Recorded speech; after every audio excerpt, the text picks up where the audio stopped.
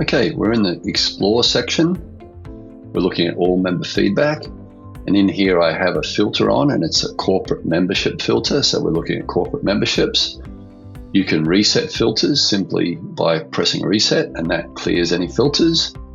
You can save a filter, and when you press run a filter, that actually changes it to the filter that you've just updated. So filters are a really important tool.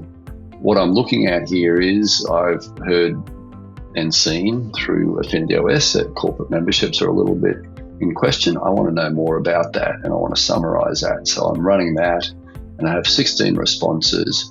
And of those responses, you can scroll through and you can see mostly neutral or negative. So we're seeing a phenomenon here. I might want to provide a report to our corporate membership director, for example, and I can do that in these three dots over here in the export section, and I can export a document as an Excel or a PDF, even as an image or a CSV file.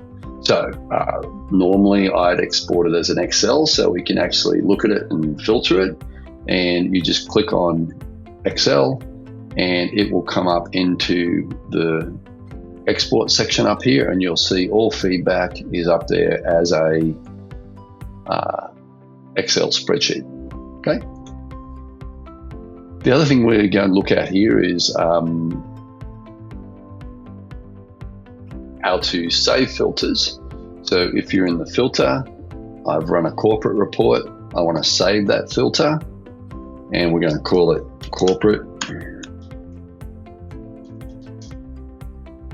report. Give the name that suits you, press save. And then we'll see in save filters up here that we have corporate report. And if I want to run that corporate report, I can do that, and it's pretty straightforward.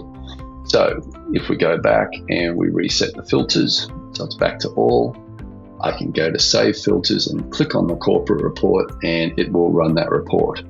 Now the reason we do this is that when you filter, you might select several things. You might go, okay, I want a corporate report on Brisbane Gym. I want to add some additional filters, which I want to look at the people that are likely to recommend.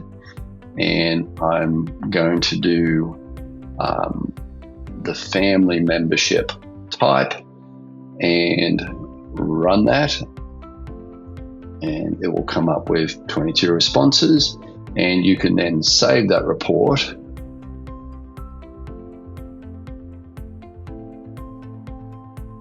in the filter section, where you press save filter, and it will again ask you to name it, and you go in family report, and you can even put a date on it if you want, but the date is not really relevant here because this is going to look at it in real time.